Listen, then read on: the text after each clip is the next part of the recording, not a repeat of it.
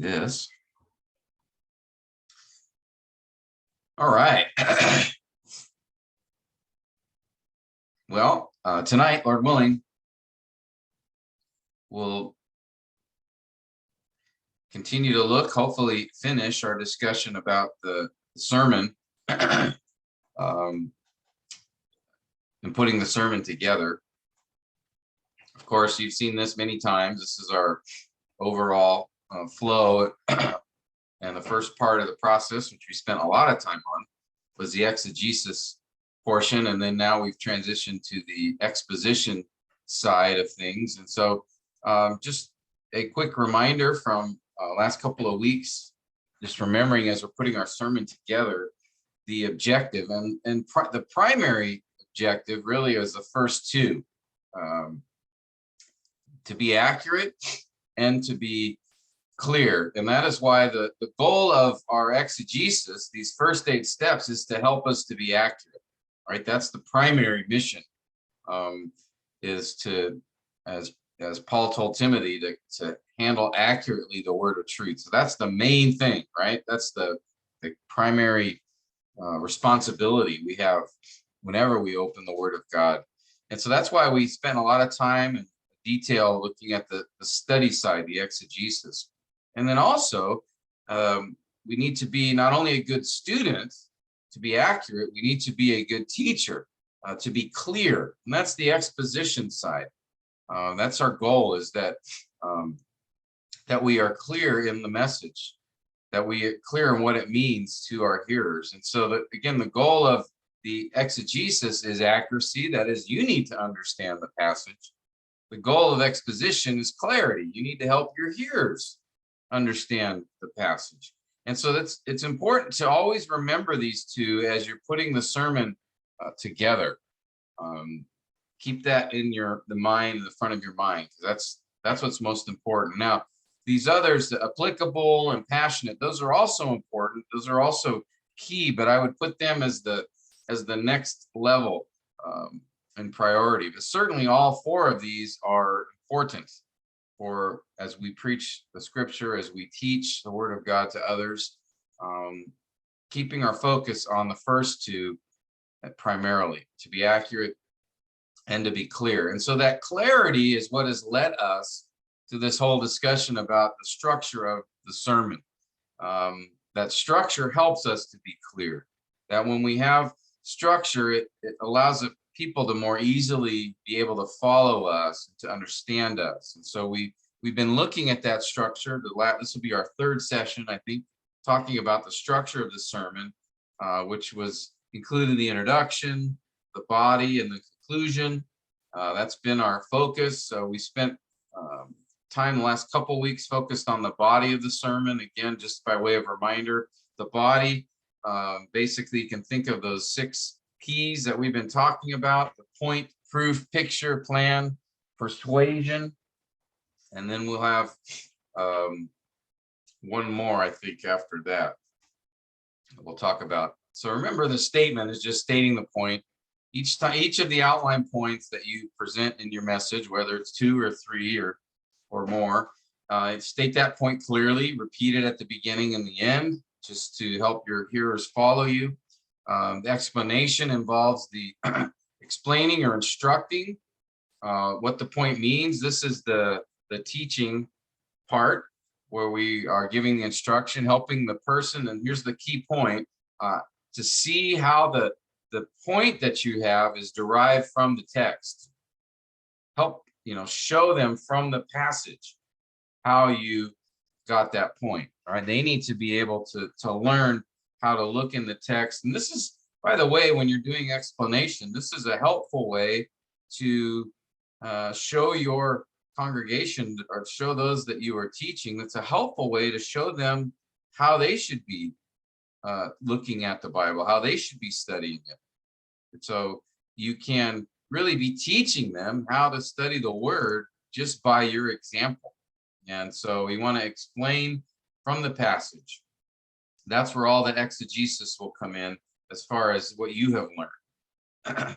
Illustration is, again, where we take that particular point and you can come up with a story, a quotation, some sort of experience in your own life, these kinds of things, to use that in order to, one of three ways, either to clarify a particular truth. Sometimes particular truths, as you're explaining it, are difficult. And so we can use an illustration to clarify that point or to emphasize it. An illustration can often be a helpful way for someone to remember the point that you are making by you attaching a good illustration to it, or to make a point memorable, to help them remember that point. So that's where illustrations can be used in those ways. Argumentation or persuasion, that is where we move from teaching to preaching. All right, it is in this particular step that we're not explaining the text anymore. We are compelling, persuading, encouraging the hearers to respond to it. As we talked about last week, if you remember at the end of the Sermon on the Mount, where Jesus basically said to heed his words. And if you don't, you're like the man who builds his house upon the sand. And so Jesus there shows us the importance of persuasion. He didn't just give instruction. He didn't just tell them things or give them explain things. He also sought to persuade them to respond. And it's interesting how at the end of that, if you'll remember, it says the people were amazed at his teaching because he was one who spoke with authority, not like their scribes or teachers. See, their scribes or teachers in those days would just explain. They would just teach. Again, that's important, but we also need to persuade. And so the people saw, as Jesus sought to persuade and compel them, they said, wow, he preaches with authority. He not only tells us what it means, he tells us we need to respond to it. And so that's this idea of persuasion. You're not preaching if you're not persuading. All right. So as expository preachers, we need to be both teaching, explaining from the text what it means, and then preaching, which includes that, and also calling them to respond. Again, remember James 1:22 says, prove yourselves to be doers of the word and not merely hearers. Okay, and so persuasion is a helpful way to show your people the importance of doing, applying, responding to that passage, right? So that's we call persuasion. And then the fifth P we looked at, and we've spent a little bit of time on this one, is application.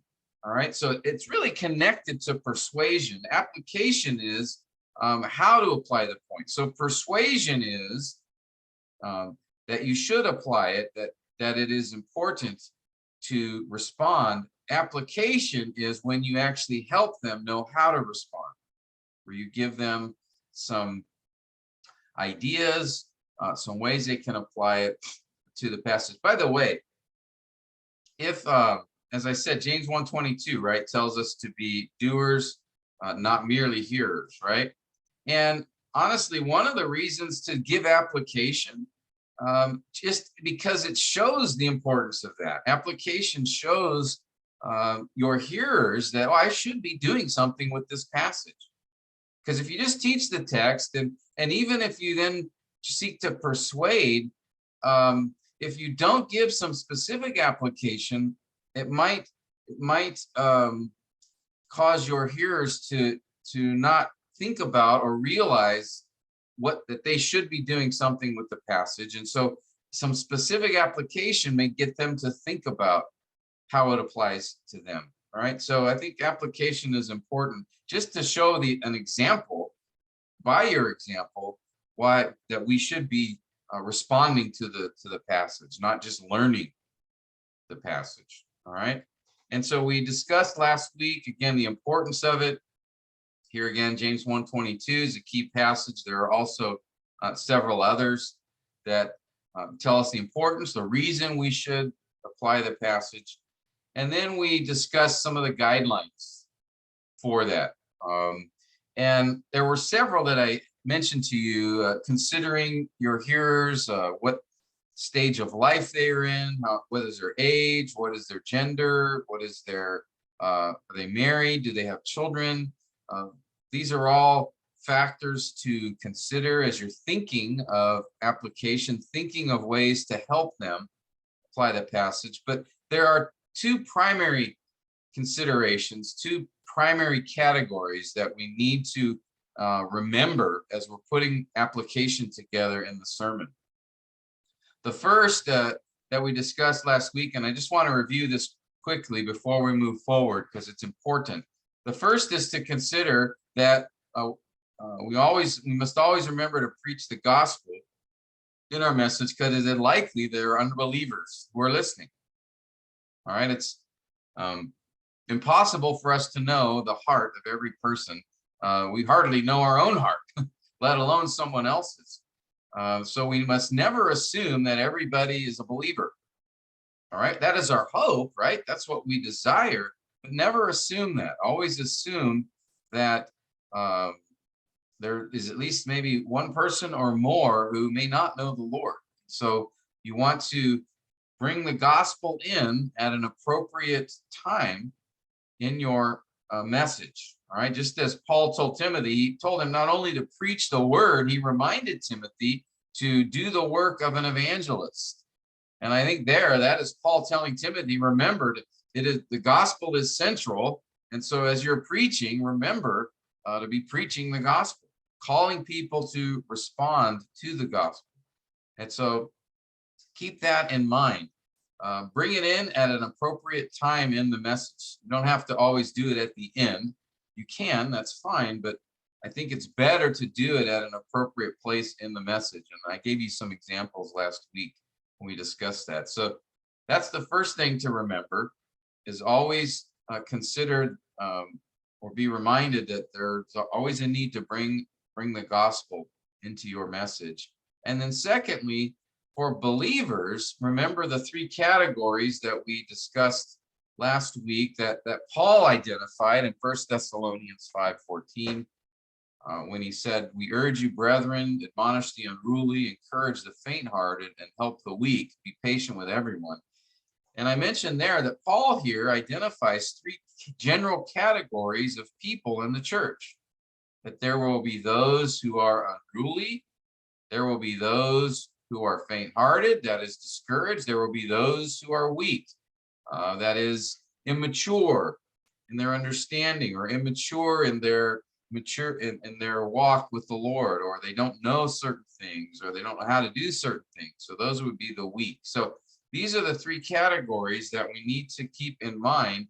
And then Paul tells us how do we address them? Now here, of course, the passage is addressed to fellow believers. So this applies to everybody. We should be, as Christians, doing this with each other. But I think it also is helpful for the preacher to know, okay, I should assume there are these three categories of people in the congregation.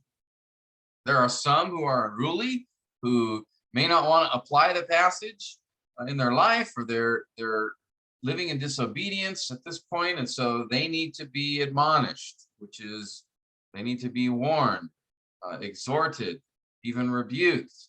So as you're preaching, you need to consider that. There are some that are listening to you that may not want to be applying the passage, and that's why the persuasion is important, to compel people to respond. So that's how we address the unruly. And then Paul mentions the faint-hearted, again, those who are, I think the word is literally small-souled, that they're discouraged and they need encouragement. They don't need to be rebuked. They need to be encouraged. If you rebuke them, it'll just add to their discouragement. So we need to remember there are also those listening who may be at a point in their lives that they need encouragement.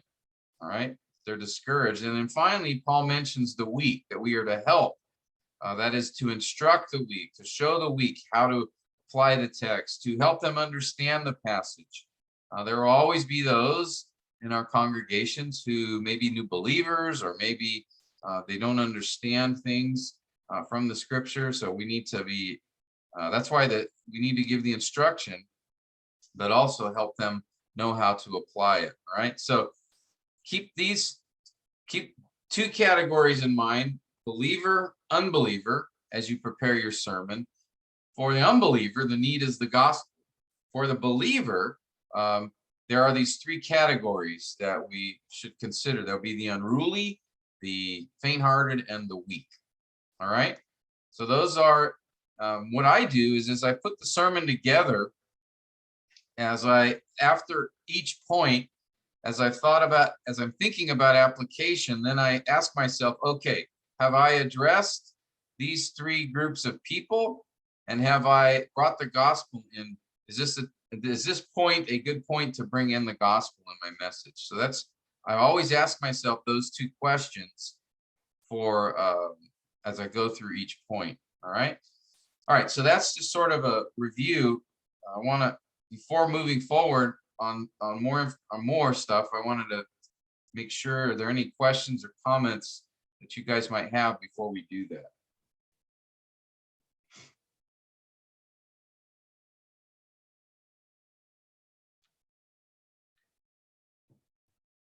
Okay. Well, let's keep moving forward then here. We've looked at the necessity for application, the guidelines. Now I want to have us talk about sources for application. What are some sources we can use? And here's where I'd like to get your input.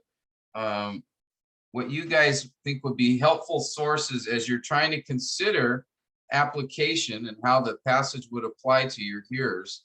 Does anybody have any good ideas for sources to use for application? Anybody?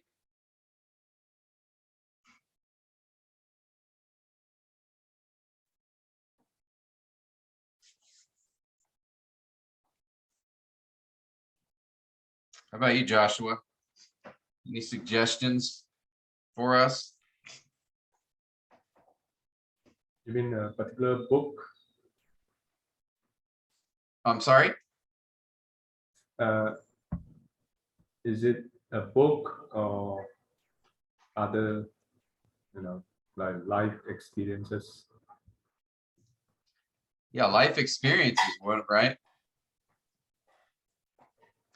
Which, by the way, is a good reason, another good reason for meditation. Remember that step we talked about earlier, because as you reflect on the passage and how it applies to you, a lot of times that can give you, the ways it applies to you could also apply to many others in the congregation. So that's a great way to come up with some application, just as you think about how it applies to your own life.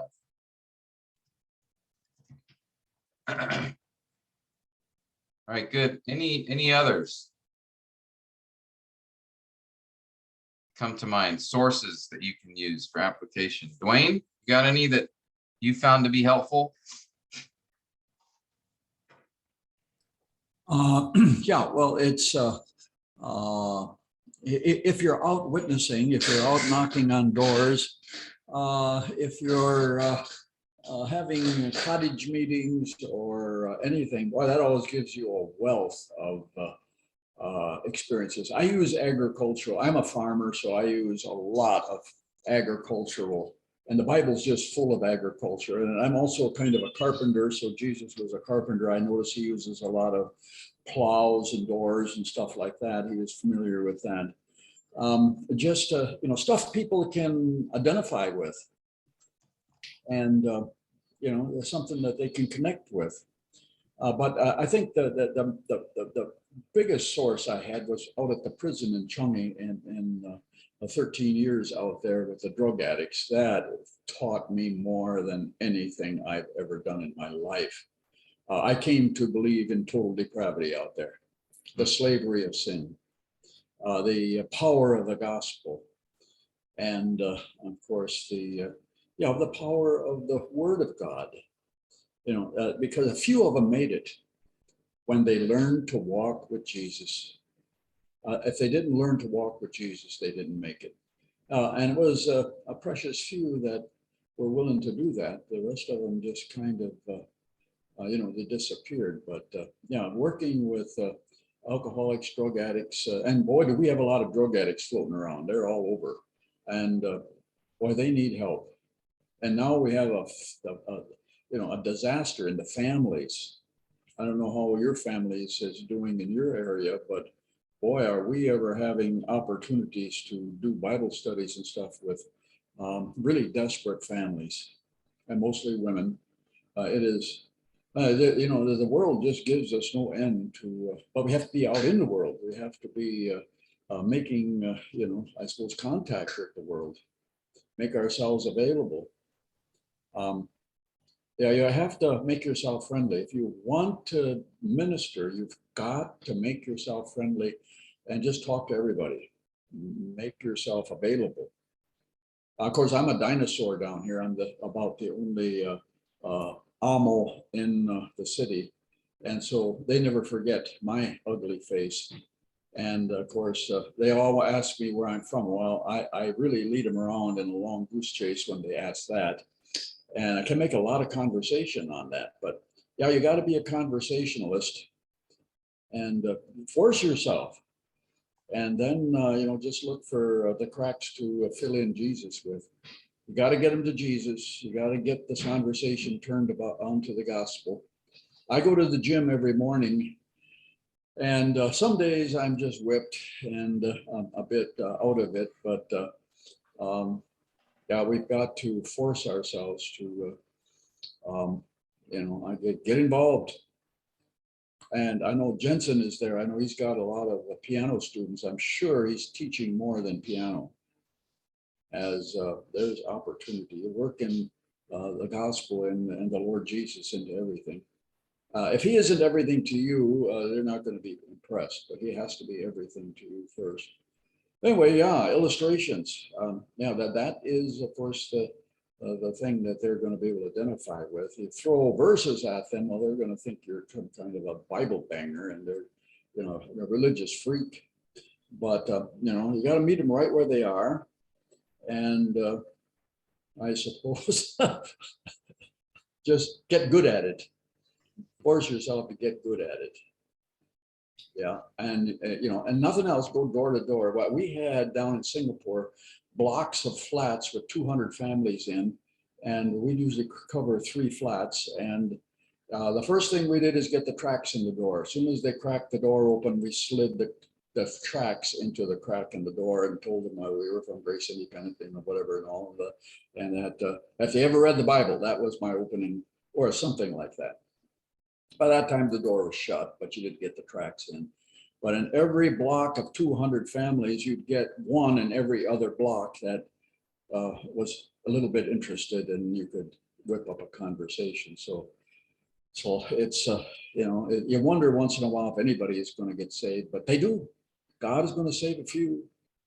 I called down to Singapore this morning, had a long talk with one of the families that I've known forever, and talked about people that have left.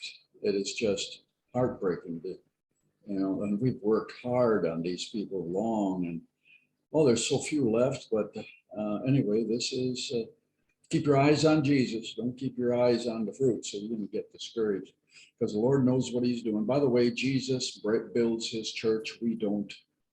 You're going to get really discouraged if you think you're building the church. He is, and he does it well. And we don't have to worry. But yeah, this COVID thing, this for not now, Joshua, be careful, don't go in depression. You've had the virus. There's a lot of people in depression right now. And, and especially America, I've got all my daughters. I just had my 5th great grandson, or is it the 6th, something like that. And they're struggling back there in the States. It's a changing environment, not only cold, but there's a lot of things that's out of whack. And Malaysia is the same, a lot of things out of whack. I feel sorry for Joshua up there in KL. That is a sad place up there. We live in a little country. It's a small, like 50,000, it's very small, but it's agricultural. So it's a little bit more basic. I rejoice in Kluwan every day because it's a little bit less complicated. We don't have a lot of drug addicts. We see a bunch, Oh man, is there a huge drug culture in the States now? It is just pathetic. And yeah, these are the people that we need to reach out to if we possibly can. Unfortunately, everything is run by Muslims here, and it's I got a vocabulary, or not a vocabulary, but a dialect or a language barrier. But people, there are a few people that want to practice their English, so I'm thankful for that. So anyway, I don't know if that helps at all. Yeah, you brought up a couple of good points there, I think, with, you know, and thinking about, as you said, you know, getting to know people. That's a very important part of, you know, application, is knowing who you're talking to. And so even not just among those as you share the gospel, but also those as you're preaching who are, you know, in the congregation, right? You're teaching, is how well do you know them? And so being able to sort of meet them where they're at. So Dwayne, you mentioned, you know, agriculture. And so if you live in a society or an area that's a lot of agriculture, then I work on making myself look kind of dumb and stupid. I want Jesus to look good. I don't want me to look good. And of course, I'm not having much trouble with that. But don't ever find yourself talking down to your people. Don't right. ever get the idea that you're really God's servant and you've been called and anointed of God. That's disgusting. You've got to you got to get whatever your level is there. You got to get to it. And I don't think too many of us are living in Singapore. Was terrible because there, of course, everybody is cash, condos, cars, and there's one or two other C's. It's a materialistic place to no end, but a lot of broken homes, a lot of hurting people. And if we would find them, get their kids, prove ourselves to their kids. If you don't work with kids here, you're not, you don't have the vision. You've got to work with kids and young people. The casualty rate is horrendous, but these come around again. Somebody in Singapore called a grab cab and witness to the grab cab, and it was somebody I had as a little kid in Joy Club. And he just wanted Mr. Ott to call him. And now I couldn't get my phone to work, so I hadn't done it yet. But isn't that amazing? Well, we were sitting in a restaurant a few years ago, and somebody bought us something to eat and never introduced themselves and said that they were glad to see us again. They send the message with, but yeah, you work with kids, you work with families, you work with hurting people. If you're looking for the rich class, well, yeah, they're there, but that's another mission field. I'm not sure. Anyway, okay, let's just leave. Oh my land, what's happening here? No, but that's important. Just understanding who you're speaking to, whether it's sharing the gospel, whether it's, you know, teaching a message or preaching, or all these things, is to be able to know how to connect with those that you're speaking to. And so that can help you with application, because if you have a good idea of where your hearers, what's going on in their lives and what their struggles are and what their needs are, that's going to help you tremendously in thinking of ways to help them apply the passage. And so I think that's helpful. Another thing you mentioned, Dwayne, that just sort of reminded me, you mentioned, you know, Christ building the church. And in the same way, or similarly, it is the Holy Spirit who's going to bring understanding to the message. And so I think the first thing we should consider as we're thinking about sources of application is pray. Pray for the Spirit to give you insight and ideas, and you know, just how to help people in applying the message. So make sure to pray. I want you to see my biggest asset. You come here, Sinchi. My family has always been the greatest asset I had. I grew up 2 little girls in Singapore and a wife, and Sinchi is precious. Oh man, Your luck is precious. Your family. Yeah. Yeah, they can be very, very helpful as well in this process. So pray for the Spirit to give you ideas. Consider your own experiences, as we just mentioned, how the text can apply to you. Also, know your people, observe the culture, get to know them. These are some sources. Obviously, you can get ideas from other preachers or sermons or books. That's fine as well. There other people may have thought about ways to apply the passage, and so certainly they can be helpful in giving us ideas for that as well. That's why I like to listen to or read several sermons from the passage I'm studying. Again, toward the end, when I look at resources, and because I can often get good ideas from them on illustrations or application or things like that. So that's an important consideration as well. Let's see. Anybody have any other ideas just as far as application is concerned? Ways to sources of application that you can use? Anybody?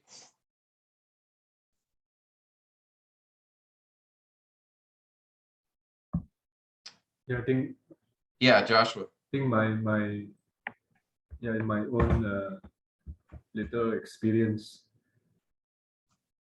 well, it's not so much about like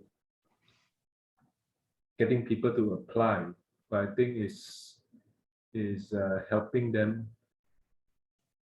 understand that uh, God is not so much uh, like looking at our performance.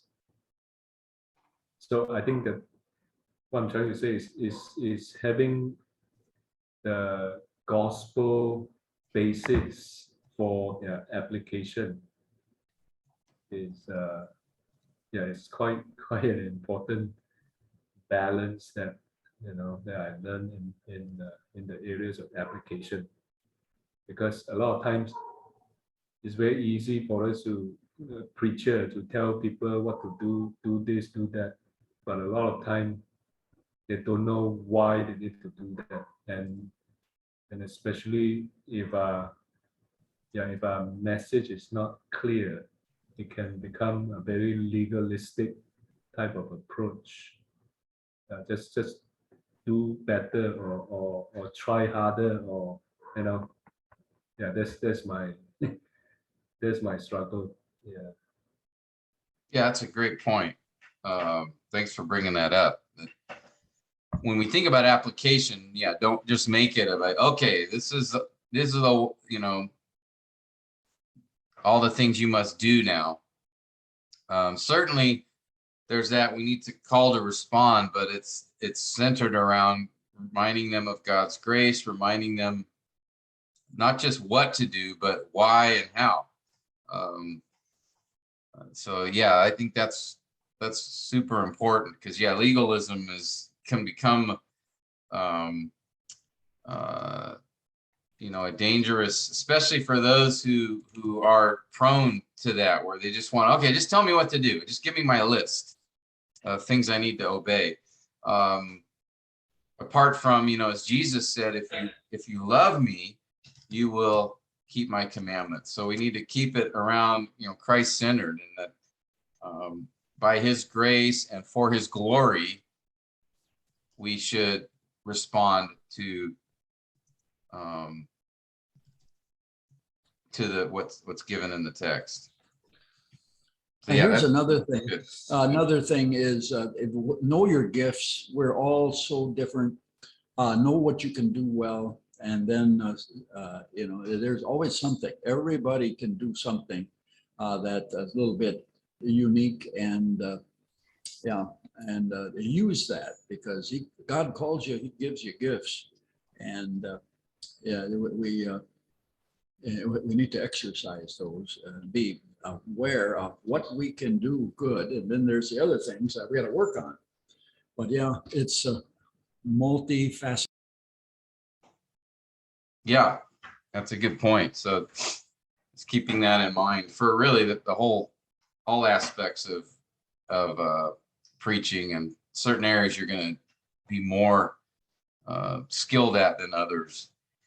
And so that's why I've been covering sort of all of these different things: illustration, application, explanation, persuasion.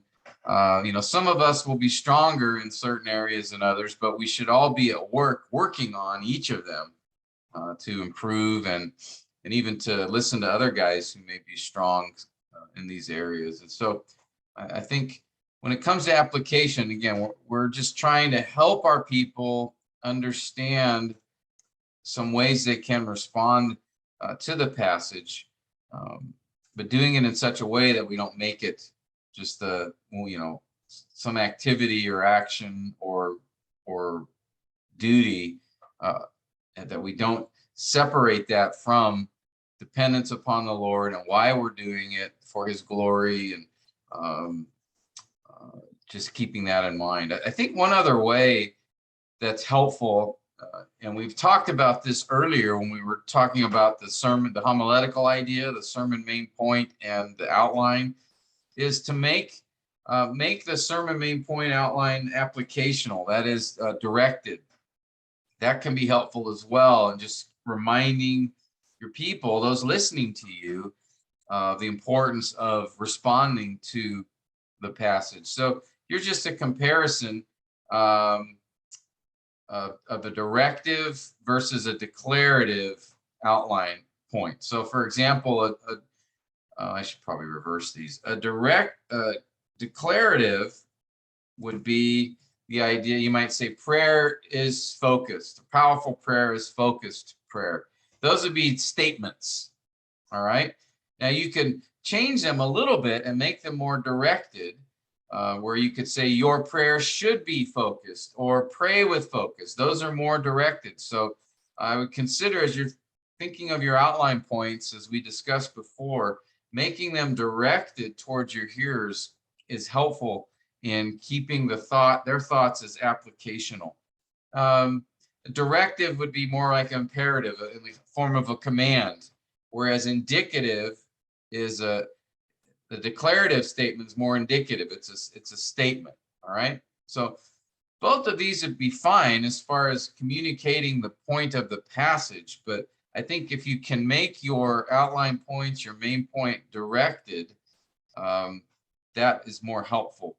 And here's an example I think we looked at before. I don't remember, but Matthew 28. All right, where a declarative homiletical idea would be something like Jesus gives the Great Commission. That'll be a main point.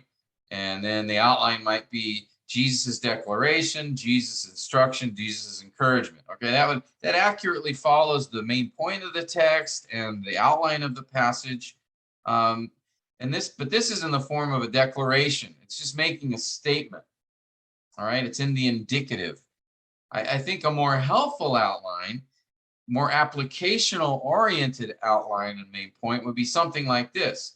Instead of Jesus gives the Great Commission, have your main point be make the master's mission your mission. Okay, notice this is now directed. It's calling the hearers to respond even in the main point. All right. And then I use the word letter M just to kind of try to make it memorable. But the idea here is making it more directed to your hearers to respond. And then the outline, I made these points more directed by making them in the form of an imperative. Instead of saying Jesus' declaration, I would say embrace his authority. So that's the response. Execute his assignment, be encouraged by his assurance. All right, so notice the difference here. Again, the declarative idea, that this is fine. It accurately depicts or explains the passage. So that's perfectly fine. But I think the directive homiletical idea is going to help your people more orient to a response, even in the outline and the main point. So something, again, to consider. I think try to make your points more directed to your hearers if you can. All right. Just as an idea, that makes the sermon more applicational. And I think one of the readings I gave you from Mike Fabarez, I think I gave you a chapter as from one of your readings for Unit 4 on, and he talks a lot about this. I think it's a very helpful one. He wrote a book called oh boy, I'm gonna forget. Oh, Preaching That Changes Lives. I found this to be one of the more helpful books on preaching that I've read. There's several good ones out there. This one was very impactful to me and helpful to me. So I gave you a chapter from that book as part of your reading. So I'd encourage you to take a look at that. But he talks a lot about this, the outline and the main point, just consider making it more directed towards your hearers. All right. Now, we need to have some cautions when we talk about application. Joshua already brought one up. One caution that we have to consider is, be careful not to make the message about do's and don'ts only. All right. That sometimes in application, we can just sort of make it about what you need to do or not do at this point. And certainly, that's a part of it, but we have to be careful that we don't get the people thinking just in terms of, a legalistic mentality where it's just about the do's and don'ts, but remind them of the why and the who behind it, that we want to do it for God's glory and we want to do it by his grace. Those are two important elements. Are there any other things you guys, as we think about application, as we think about how to help our hearers respond, any other cautions, any other things we should be careful of? I think Dwayne mentioned one, that it's always helpful. Don't talk down to your hearers as you give application. Don't, make it sound like, well, I've got this passage down. I know how to do it, but you guys, you need to. So be careful that the way in which you present application doesn't speak down to your hearers as if you've got it all together, as if you're applying the passage perfectly in your life. So we want to make sure we don't send that message. But any others? Cautions as we consider application? Anybody have anything?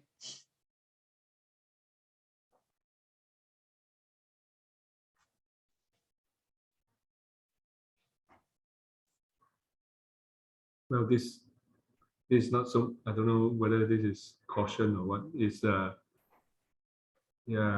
like I used to think that application is about actions that you do, but there are applications that are not about the action that you do. It's like changing of an attitude, or renewal of mind, along that line.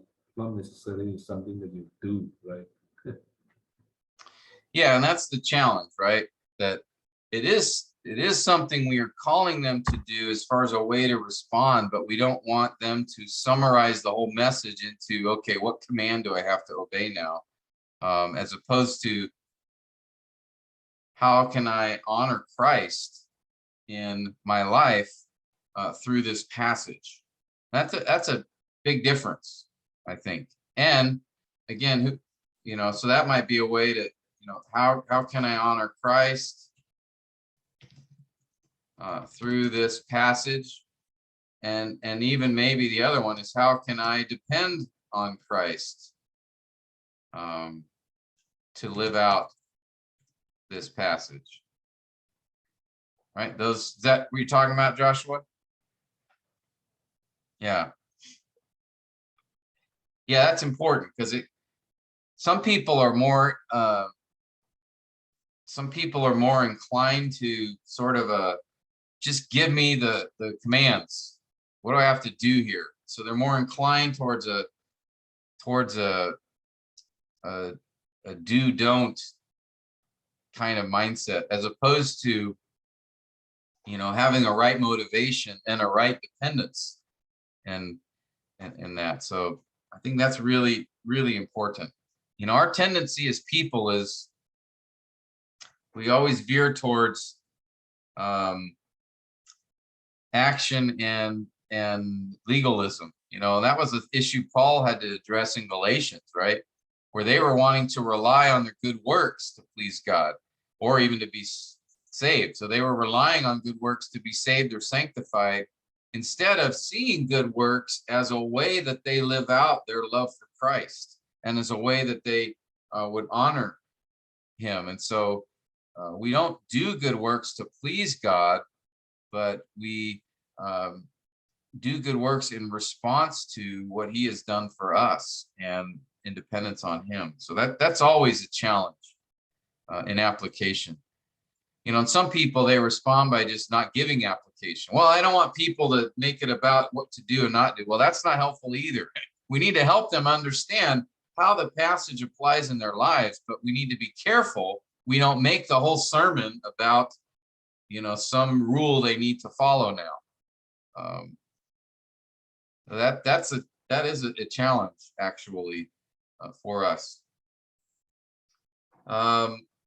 Related to that is to be careful that we don't give them commands that really aren't in the passage. That's another danger in application, is to sort of, we make statements and almost make those statements equivalent to the authority of Scripture. Like we might say, so you shall not smoke. Smoking is an abomination before the Lord. Well, there's no command in the Bible not to smoke. So be careful. Now, certainly smoking's not healthy. In some cultures, smoking is associated with sin, a sinful lifestyle. So we might give that as an application just to be careful that, smoking could be something that might cause another person to stumble, So the way in which you word and give application, you just have to be careful that you don't make something that's not commanded in the Bible, that you make that a command equivalent to the Bible. This is something to just keep in mind for application. All right. Some application is in the text. Paul said in Ephesians 5, don't get drunk with wine. Okay. Well, that's an application, and it is a command, and it is in Scripture. So that is a legitimate command we can give. But if you were to say then, well, don't drink any alcohol. Okay. That's where you got to be careful. You've now stepped beyond what is given in the passage. Now, you might say that, be careful about drinking alcohol because some people may have struggled with it. And so you don't want to be a stumbling block to your brother. So now that's really an application regarding care for your brother. Not so much about drinking or not. And so I don't know if I'm making sense, but just the idea of, in our application, be careful that we don't go beyond what Scripture has said or make something equivalent to a scriptural command that isn't there. I think like alcohol is a big one I hear a lot. People say, don't drink. Well, the command is don't get drunk. Now there's wisdom in not drinking, but don't make that a command equivalent to what the Bible has said. Now, I might say, though, if I know somebody has struggled with alcohol, then don't drink in front of them. And that would be applying another passage, as Paul talked about being concerned for our weaker brother and not causing them to stumble. So I don't know if I'm making sense. You guys following what I'm saying? You got to have a good covenant. You got to have a good constitution and a good covenant for your church. We just had our annual meeting, and we read the covenant. And of course, you've got to tweak the covenant up according to your needs and your area. But you've got to have a church covenant that states your purposes and your biblical principles that you're gathering together on. And yeah, we are known by love for one another. And this is John 13:34 and 35. There's a world of wisdom there. It's not do and don'ts. It's we love the Lord Jesus, and we love one another, and we love God, and we love our wives and our children. And this is agape. This isn't phileo or something less. And then, of course, the Constitution kind of lays out some principles. And if you don't have a constitution or a covenant, you're not helping yourself. You've got to and make it, your own, for your own people, for your own situation. But yeah, and this morning, Pastor Peng in Singapore told me that they're going to adopt all elders now, rather than have a team or a unified leadership rather than one man. I think there's a lot of wisdom in that. I've seen God bless that in India and all over the place. And I think that what we see in the Bible, Yeah. an elder affair, there's just a lot of stuff you can help yourself with. But a covenant, oh my, that's always been there. The Waldenses had a covenant that is very interesting, and that goes back right to the turn of the millennium.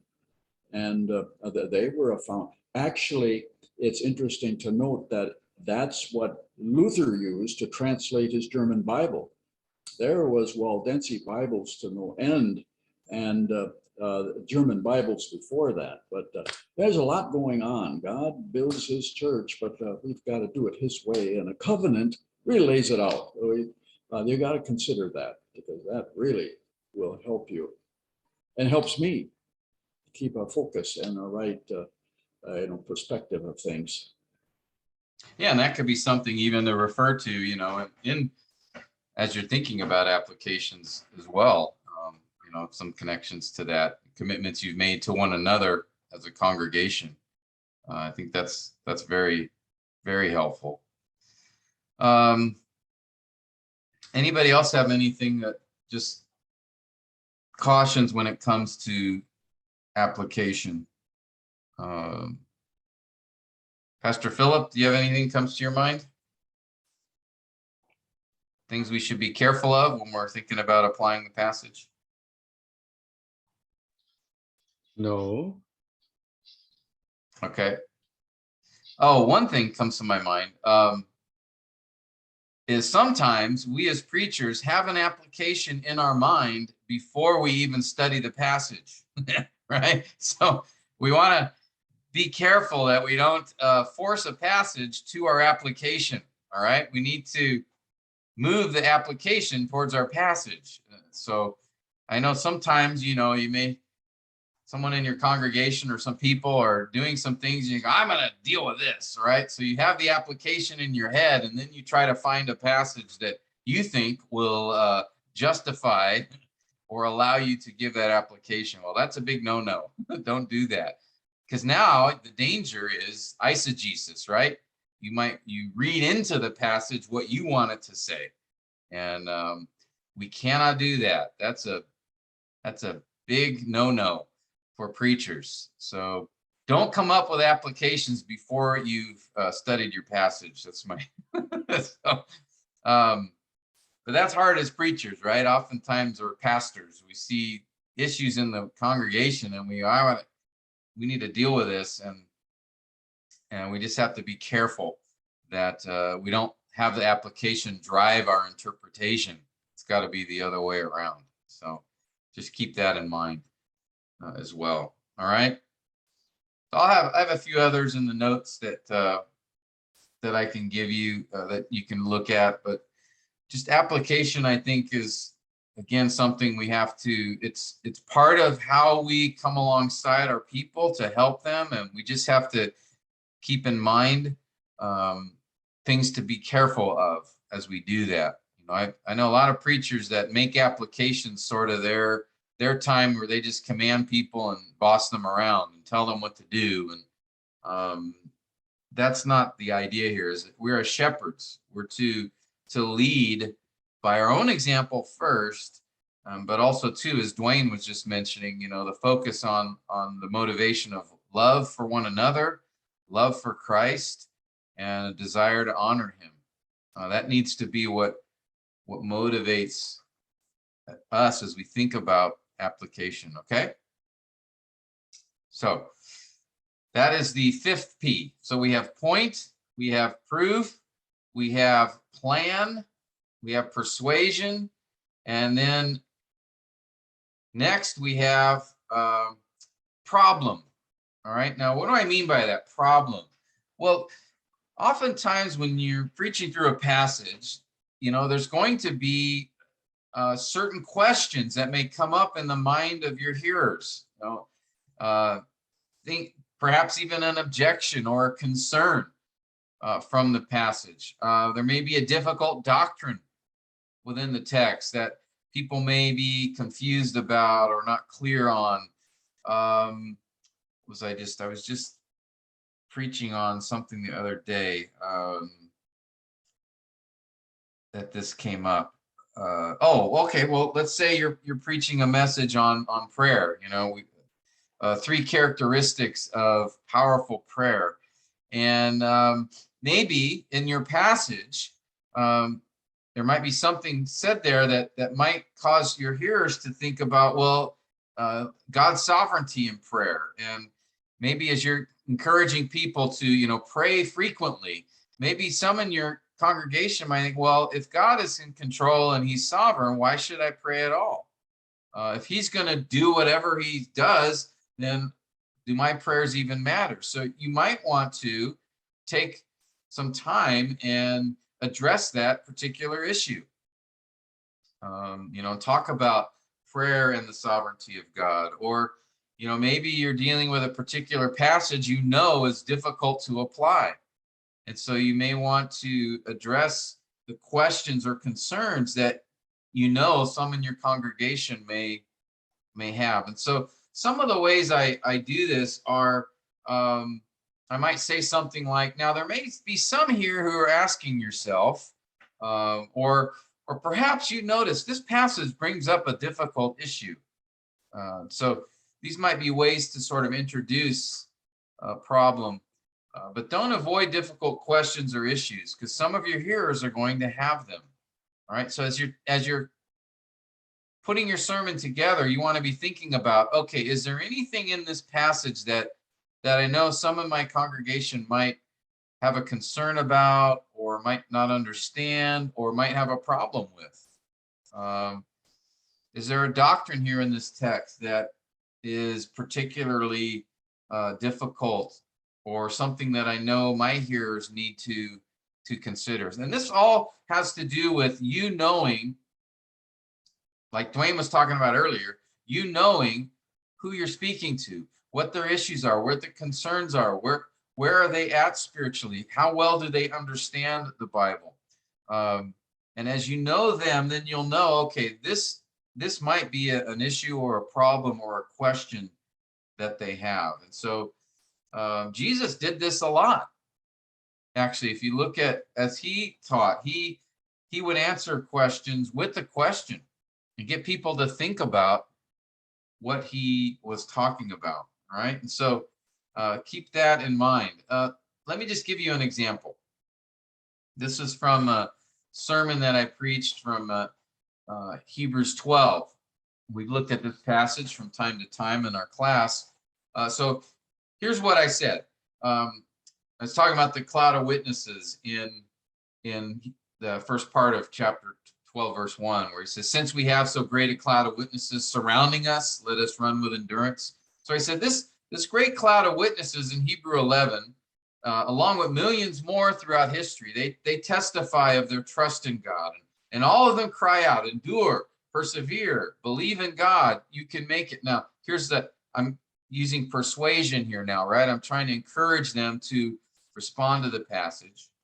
And then I said this. Now, I know many of you are struggling. Some of you may be wondering how to continue living for Christ and make disciples with all these trials. You wonder if you can endure. But listen, this great cloud of witnesses will tell you God did not fail them, neither will he fail you. He will not abandon you. So I'm just trying to, again, encourage them to respond. But then I realized, okay, there may be an issue for some people, all right, that God will not fail them, but maybe in some people's minds, oh, wait a minute, but I feel like he's forsaken me. Let me explain what I mean.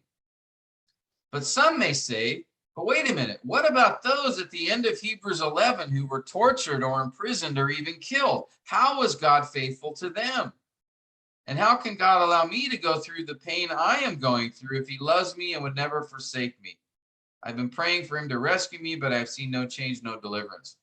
Okay, so here I'm addressing a potential question or problem that some of my hearers might have, because I've just told them God will not fail them, that we can trust him, so we should endure and persevere. But then some might be thinking, well, what about those times when people do suffer and even are killed? In fact, we just read about some in Hebrews 11 that were tortured and imprisoned. How is God being faithful to them? How is he not forsaking them? Okay, so I have anticipated that question in the minds of some of those in my congregation, and there may be some who haven't even thought about that need to think about it. Okay, that's an important question. And so then I address that, and how God uses trials for our good, and the importance of suffering, and how that is part of the Christian life. And so I just try to address that question,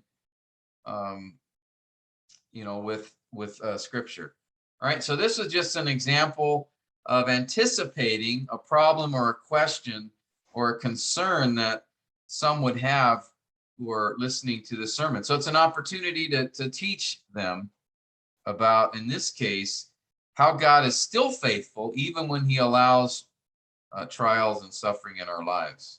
Okay, so you just want to be thinking about, as you're going through the passage, you want to be thinking about, are there potential questions or issues or concerns that those of my congregation might have?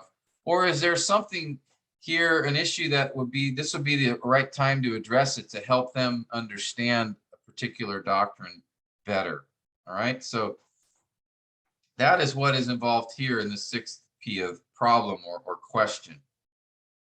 So with that, do you have any questions about that?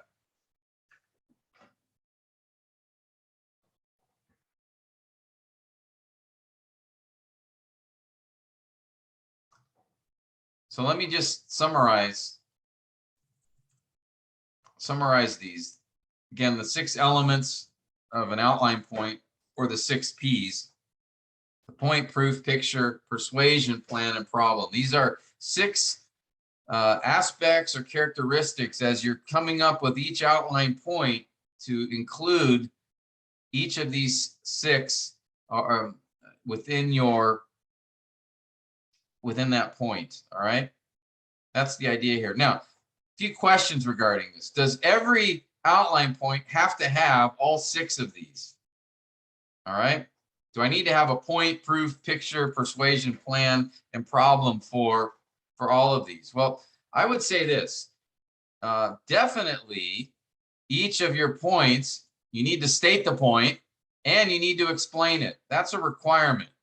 Okay, you have to include that for each outline point. And I would add persuasion, the call to respond to that point. I think those are 3 necessary elements that you must include in every outline point. Now, the other 3, the picture, the plan, or the problem, that is at your discretion.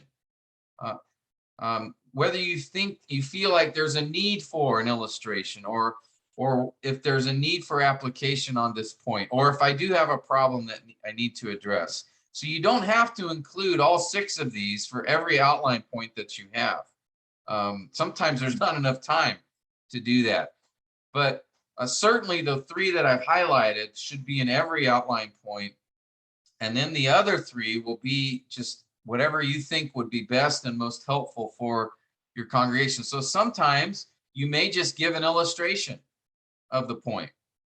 Other times you may just feel like, I want to talk about some application of this point. So you give more emphasis on that, or you may decide you want to address a particular problem, but you don't have to do all 6 of these for every outline point that you have. Okay. So just keep that in mind. Though I do, again, would emphasize the 3 that I've highlighted are, I believe, critical to each outline point. You must state the point, you need to explain it, help them see it, and you need to call them to respond. I think that's at the heart of expository preaching. And then the other 3 are just sort of helpful considerations to that. Now, what I would encourage you to do, though, is as you're putting your sermon together, I would encourage you to come to address each of the 6 as you're writing the sermon out. All right, just so that you're thinking about it, because in that process, you may realize, oh, there is a problem in this passage I should address with my hearers, with my congregation. So I would encourage you, as you're putting the sermon together, to have address all 6 of these, include all 6 of these characteristics. But when you actually preach the sermon or put the final message together, you may choose to not include, an illustration or problem or something like that, but at least think about it.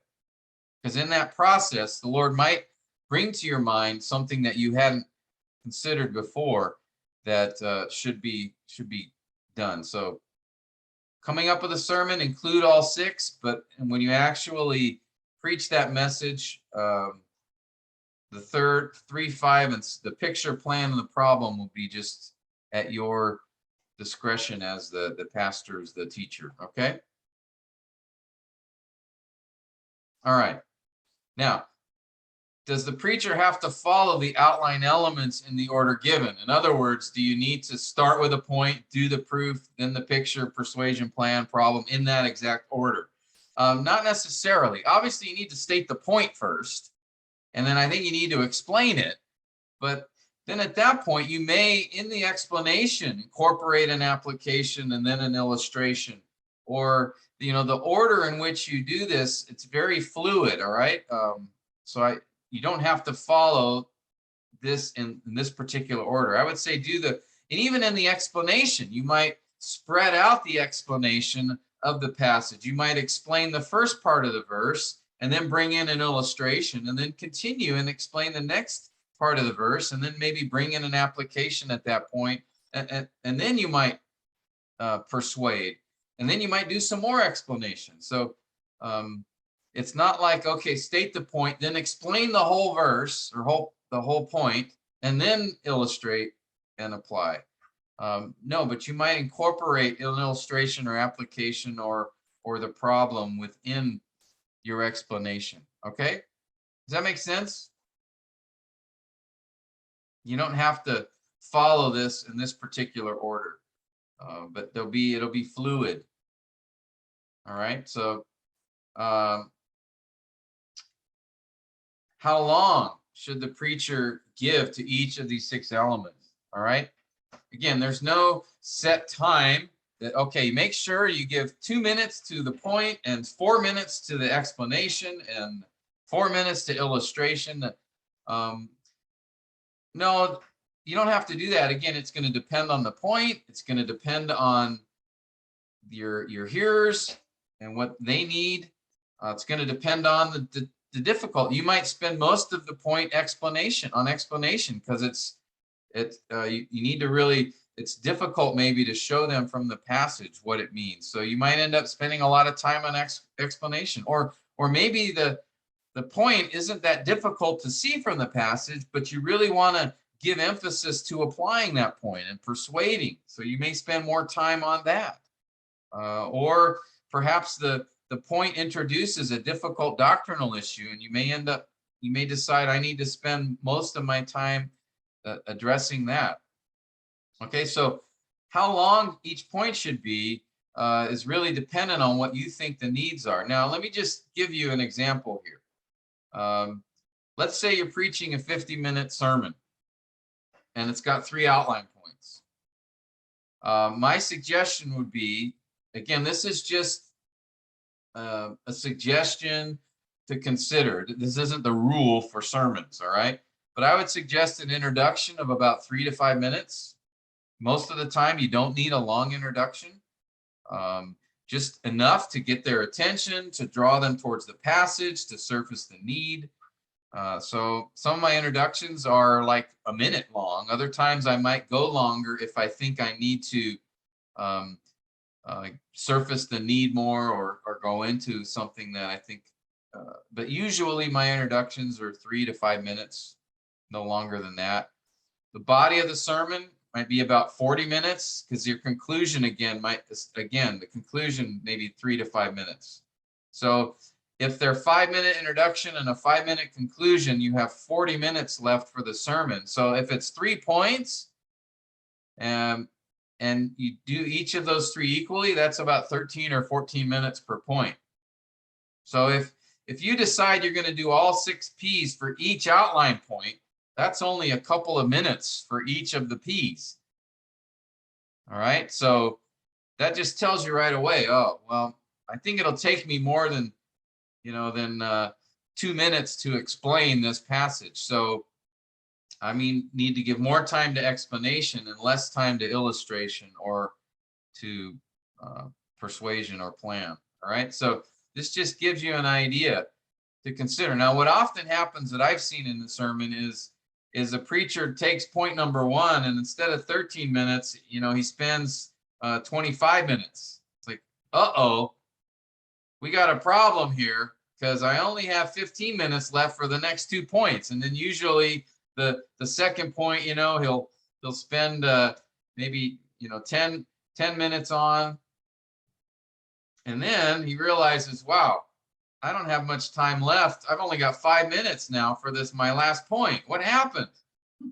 Okay, so you need to just think about that. Now, sometimes the first point might be the most important point, so you will spend more time on it, or the second point or third. But what I've typically seen is this is the normal pattern.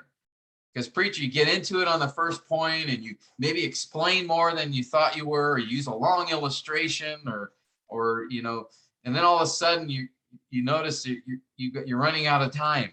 So this is why writing out the sermon is helpful, because you can sort of see how much time you're giving to each of your points, and then adjust accordingly before you preach the sermon. Okay, this is why I think having no notes or anything in front of you when you preach, one of the dangers is you might end up spending a lot more time on one point than another than you planned, right? So just keep that in mind. Again, no rules here. I'm not telling you that every point has to be the same amount of time. I'm just saying you want to think about it as you approach your passage. How much time do I want to give to each point? And is there one point that I want to give more time to than the others? That's okay. But just think about it ahead of time, so you're prepared. So you're not at the very end, rushing through the last point. And maybe that was the most important point in the whole passage. But you can keep that in mind. So, and this again tells you that you probably won't be including all 6 of those characteristics in every point. That just won't have time. All right, unless you make it a 2-hour sermon, but then there's other issues with that. All right, so just keep that in mind. Any questions, comments on that? And I'm just trying to give you an idea, just things to think about as a guide as you put your sermon together. Pastor, You got to watch the eyes of your audience. When they start closing, you better do something desperately real quick. That's a good sign. Yeah, you got to watch what's happening out there, and you're looking at eyes. And if they start closing, it's time to tell an illustration. I tell you, at the prison, you didn't have to tell any illustrations at all.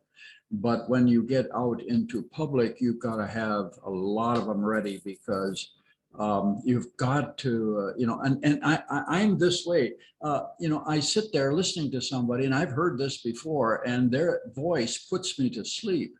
Yeah. I was in class, for years, and these professors repeat themselves. So I got a lot of sleep in class. And I was conscious enough that when they finally said something important, I'd wake up and take the note quick.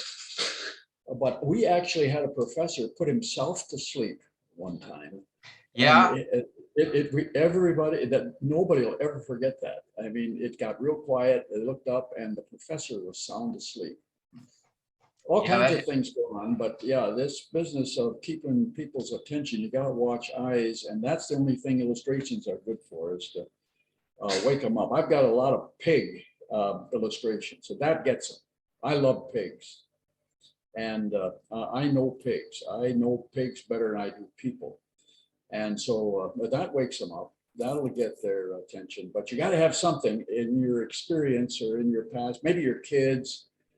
And of course, if you have a good wife, boy, will she ever straighten you out when you have done a blue.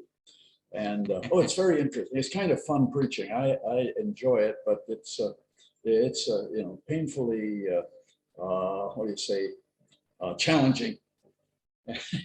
Oh dear.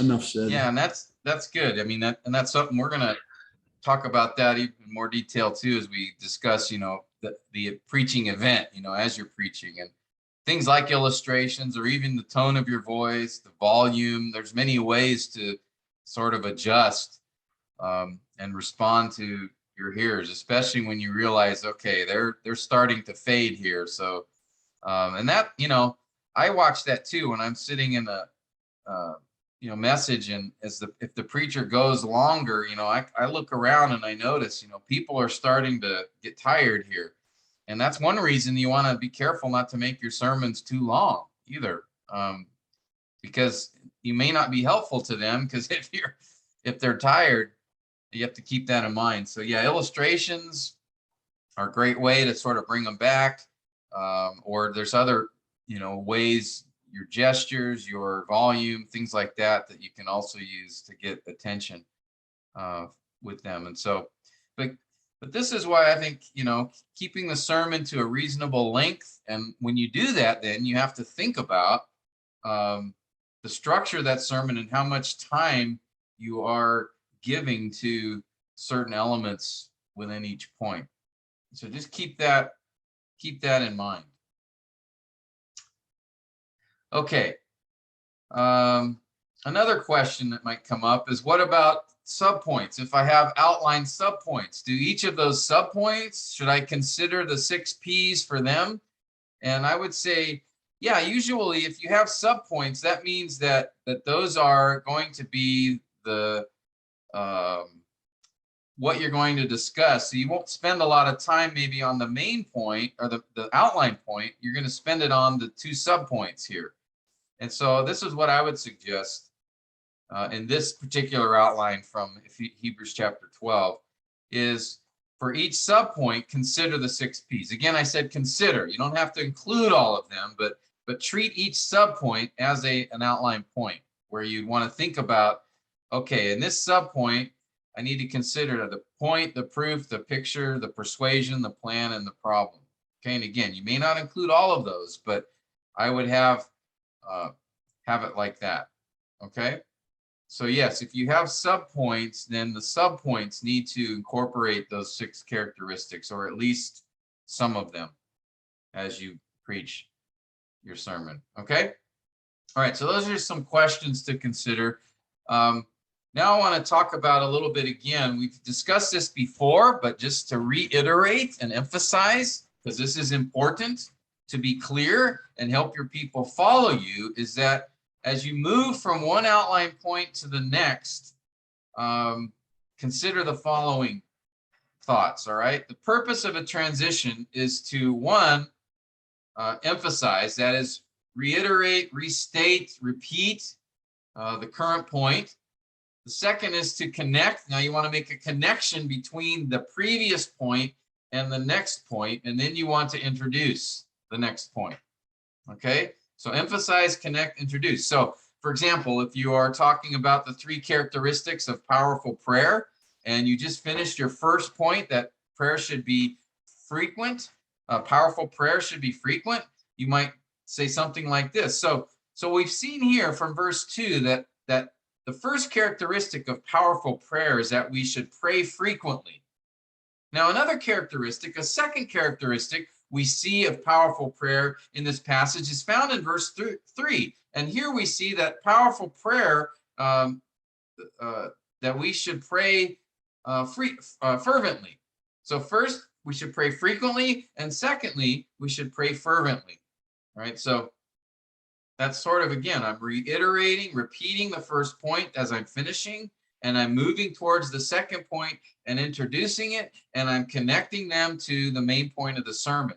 Now, what that does is a couple of things. One, it helps your hearers to keep focus on the main point of the sermon, 3 characteristics of powerful prayer, but also too, it helps them to follow you. So if you're telling them, I just finished the first characteristic, now I'm moving to the second characteristic, well, now they know, okay, this is where I'm at in the sermon. And again, as Dwayne just said, sometimes, right, people may be tired, or they may lose focus, or, they may just be thinking about something else. And so one way to help get them back is, as you move from one point to the next, is just telling them that, okay, now I'm finishing the first point, now here's the next point. And that's a way to sort of get them back on track with you. So here we see the second characteristic of powerful prayer in verse 12. Please look there with me. All right, so now I've hopefully got them back on track where we are. So this transition is very important. A lot of times preachers, have their notes, so they see that they're moving from one point to the next, but they don't tell their people that's what they're doing, and it's harder to follow. So make sure you do that. As I've said before, I think Pastor John MacArthur is very good at this. He's very good at kind of reminding people where they've been in the text and then where they're going. So he does a good job of he makes it easy to follow him by his transitions between outline points. So keep that in mind. And then I've already said the components of the transition. What you want to include are these elements. All right, as I just mentioned, stating, summarizing, repeating the current outline point, including the sermon main point in that, and then transitioning to the next outline point. Okay. So I think here, I have an example here from Hebrews 12 sermon. Thus, from verse 1, the author has shown us the motivation to run with endurance. And as we move to verse 2, he will show us the means to run with endurance. That is how we run the race of the Christian life. So notice I restated the first point. I'm telling them now we're moving to the second point. I told them what verse the first point was in. And now I'm telling them the second point is the means to run with endurance. And I told them the verse number there as well. Okay, so that's just a brief transition, but it helps your hearers track with you. Okay, and by the way, I also repeated the sermon point again here. Run the race of the Christian life. That was my my sermon point that I repeat throughout the message. Okay, so again, the goal or purpose of this is just to be clear, to have clarity. All right. Comments or questions? Do I need to come up with an illustration? Are you fading? Maybe Dwayne needs to give an illustration about pigs here. Make sure we're all we're all with me here. Okay. No questions? Everything's perfect, makes perfect sense. I'm the clearest teacher you've ever had because everything is understandable. Well, that can't be the case, but all right. Okay, well, then I'll move to the next point here regarding the body of the sermon. We've looked at the structure of the sermon. We've looked at the introduction and the body. Again, the body's the main one. That's going to be the majority of the message, will be the body of your sermon. And then the conclusion. All right, once you've worked through the body of the sermon, you're not yet done. Don't just say, okay, now we're done. Let's close our Bibles and we'll meet again next week. No, you want to end the sermon in a way that will help your hearers remember the main point of the passage, that will, again, remind them, encourage them to take action, And then you want to end it smoothly or land the plane. So maybe a story or an illustration that sort of brings together the main idea of the sermon. That's something they can remember and attach the main idea of the sermon to. Perhaps a song that connects to the point of the message. You might, lead them in a song that sing together. Or I think oftentimes it's helpful to give them a time of reflection. So here, let me just put a few ideas. A song, what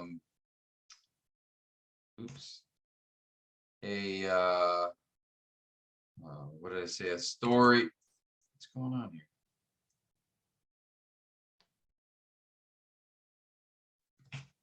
All right, maybe a story or illustration that captures the main idea of the passage. Perhaps a time of reflection. Maybe you want to just have them at the end say, take a moment now as we think about these three characteristics of powerful prayer. Just take a moment and ask yourself, or think of some ways, ask the Lord to help you consider some ways to apply this message. How might you pray more frequently?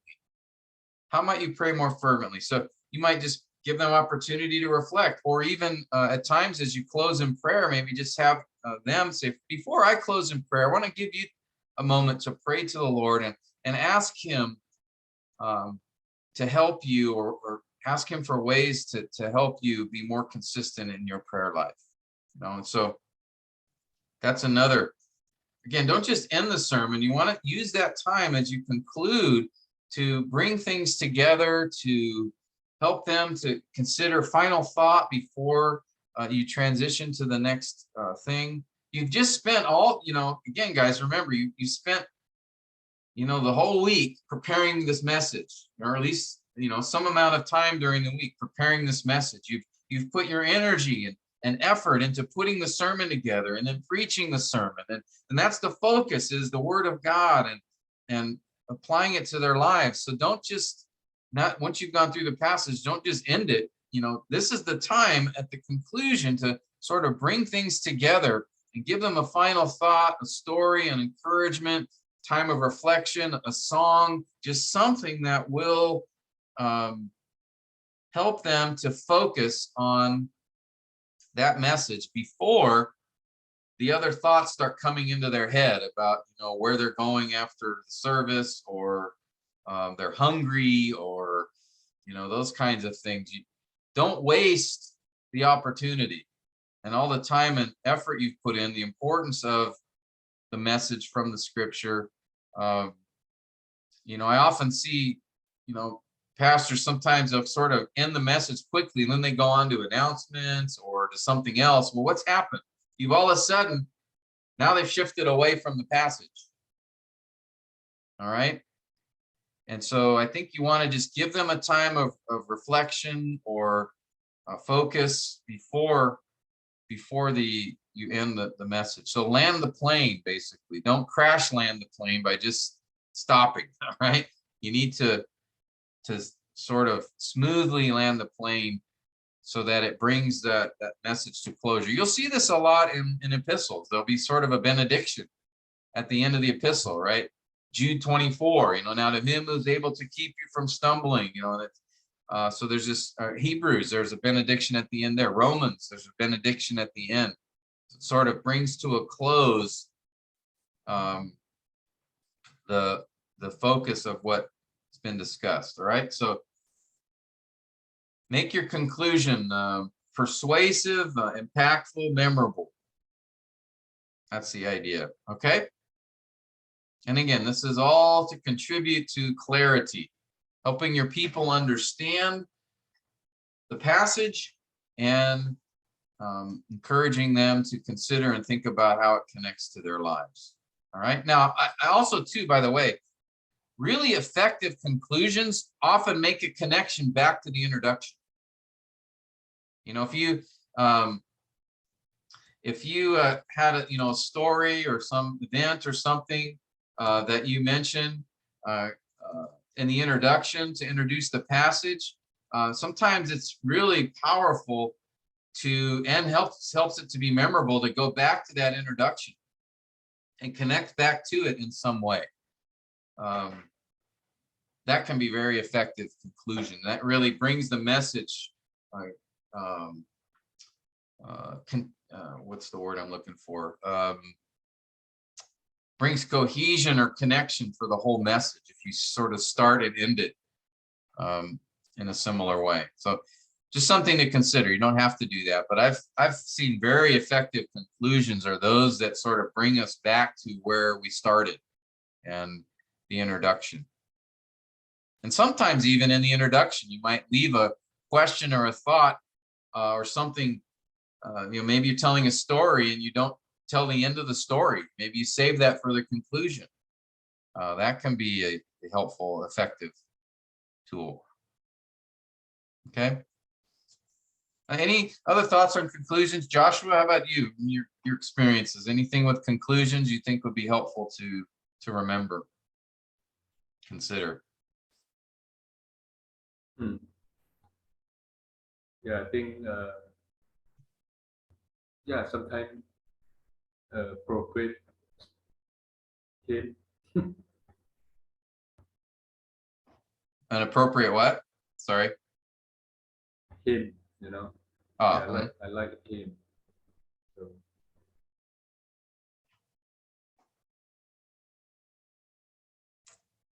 Good.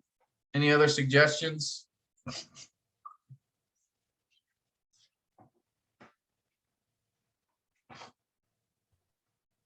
Sometimes I think the conclusion can be sort of an afterthought. We don't give a lot of attention to it or thought about it. We just sort of, okay, I finished preaching through the text. Okay, now we're done. Where that conclusion can almost be just as important as the introduction, and what is that final thought that you want to leave them with before you move on to the next part of the service or before you conclude the service? That can be especially I think, reflection, time of reflection, I think is a underutilized opportunity there where you've been doing all the talking, hopefully they've been thinking and listening, but I think it's helpful at a point where you just stop talking and let them consider and reflect and think about, personalize the passage. You've given them application, you've given them explanation, they have that in their minds at that moment. So that's a good time to just say, okay, stop and reflect. Don't think about anything else. Just ask the Lord to help you know how to apply this passage in your life. Come up with some ways that you could respond to what you've learned here from this text, something like that. Okay. And if you're in a small group, if you have 10 or 20 people, or it's a small teaching time, that would be a time, even if it's not a sermon necessarily, you could just pause and have them give you feedback right then. Say, does anybody have some ways that as we've been going through the passage, anything that's come to your mind of how you could apply this text in your life, or what's something from this passage that really impacted you? That might be a good time, if it's a teaching time, just to ask them for a response. That can be part of your conclusion as well.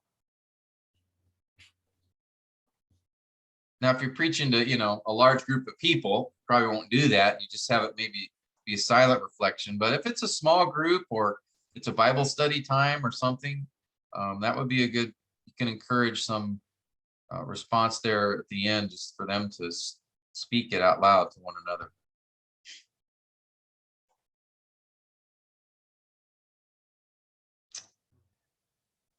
All right. Even have after the sermon, for people to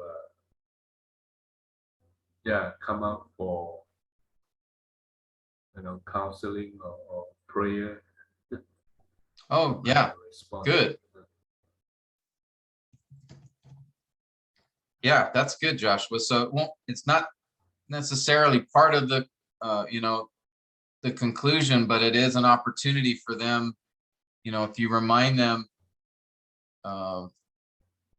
if they have needs or pray about anything, that they can come up. So that's good. Or if they need counseling or those kind of things, to make that available and let them know that. Good.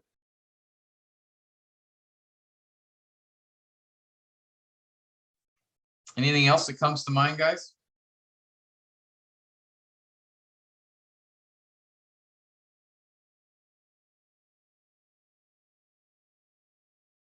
Tangjin, you've been pretty quiet today. Anything comes to your mind? Any great wisdom you have to share with us from our discussion today?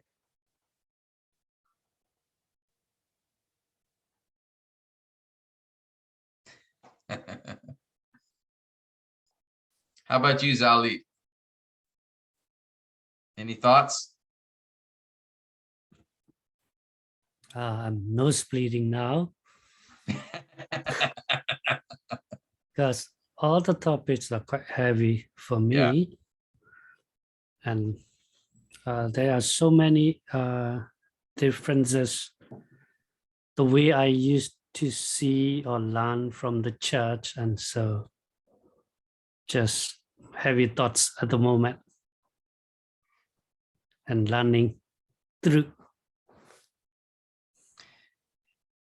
Yeah, I know we've covered a lot. I've said a lot. So that's why I always provide the notes for you guys. So that way you can, you have something written down, you can kind of go through more slowly as well. So hopefully they're helpful in that way. Because I know as we do this together, yeah, it's a lot of English, a lot of information.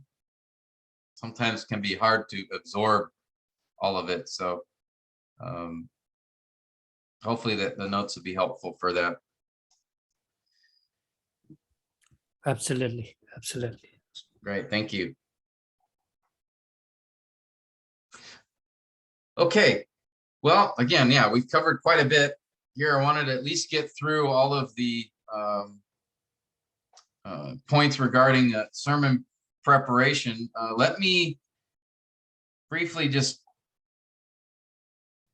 talk about the schedule before we depart here, because we won't be meeting together again for a few weeks. This is kind of where we've gone, where we've been, hopefully where we're going. Notice here today, the 25th, session 10, I think next week, if you guys could get together for a discipleship lab, either combined together or two groups, however you want to do that, Philip and Joshua. And it's my encouragement to do that next week. And then we won't have class the 2 weeks following. I'll be in Pakistan, so I won't be able to, I don't think I'll have a signal to be able to do the class. So that will give you opportunity to consider working on these assignments and get caught up with those. Because what I would like, I'm offering to you guys as part of the course is just to put a sermon together, trying to incorporate all of the elements that we've been discussing. The assignments are a guide to do that, to go through the steps, both of the exegesis and the exposition. Some of the assignments are just reading assignments. I think I've got them up here, yeah. So for example, the first and second and fourth assignments are just reading. And I believe, yeah, here's the one I mentioned by Mike Fabares, helpful chapter on outlines. All right. And then also there's a couple of writing assignments in this unit. One is to put together your homiletical idea for your assigned Colossians passage. And then the other is to put together a sermon manuscript for that passage, which incorporates what we've been talking about the last couple of weeks, and then to preach that passage. So here below, hopefully notice this before, but here are the passages that we've assigned for you, that I've assigned for you, that some of you have been doing your assignments regarding. So those would be the ones that if you want to put together a sermon and get feedback on these, keep in mind maybe targeting that towards the middle or end of March. And I'll discuss more details when we gather together next time. But for for now, try to get these assignments done in preparation for that sermon. And then we'll talk about the details of how we want to do that. But if you want to record that message and then receive some feedback, I'll give you more information later on that. But for now, I'm anticipating a couple of more sessions, just focusing next on the actual sermon delivery and what are some important considerations as we deliver the sermon, as we deliver the teaching, the message. What do we want to keep in mind? All right, so those would be probably 2 more sessions on that. Then at that point, we'll be ready to consider preaching that sermon from your assigned passage. Okay. And any assignments you turn in, I'll work on getting you feedback for those. I think I've caught up with all the assignments that have been turned in. I haven't checked the last couple of days, but I think I'm caught up on all of those. Okay. All right. Any questions on that, on the schedule, on the assignments? For every assignment, again, if you go to, let me do this.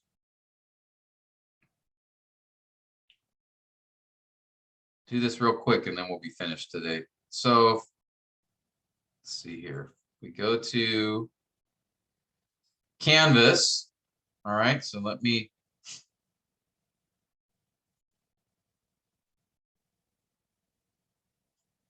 show you a couple things here.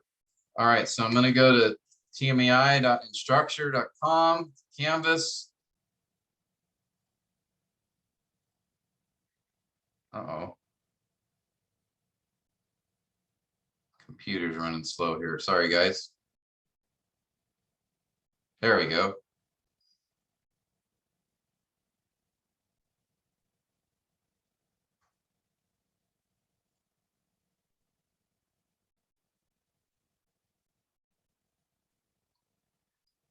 Okay, I'm in a little trouble here. Ah, boy. Okay. So here's our course.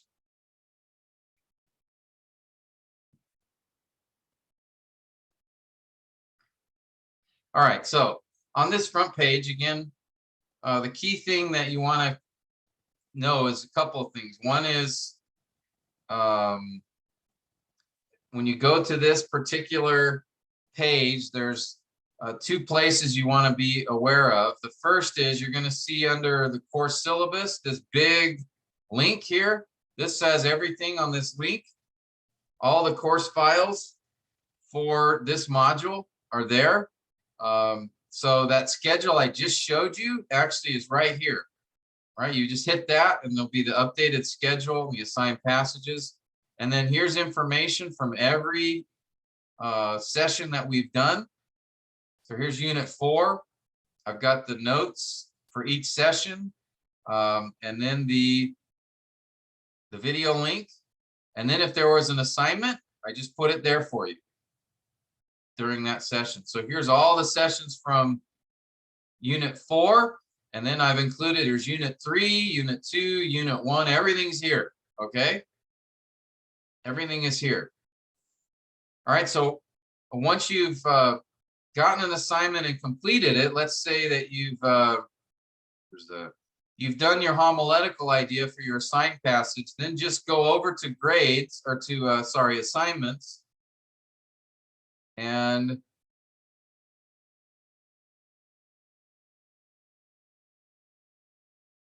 my Wi-Fi is running a little slow here.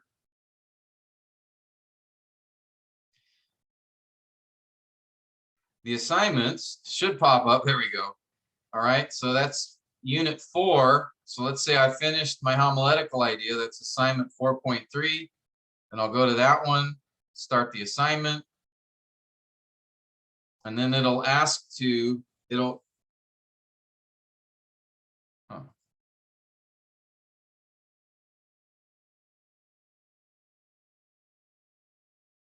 sorry guys. So when you start the assignment, then it'll offer you, I offer you the assignment here, and then you upload it once you're done.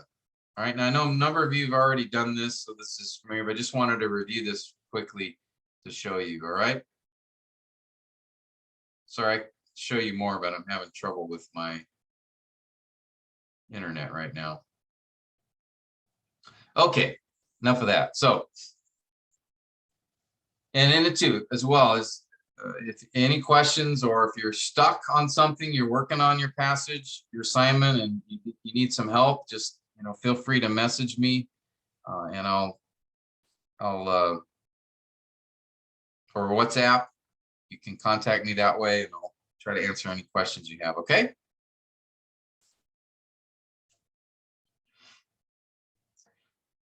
All right.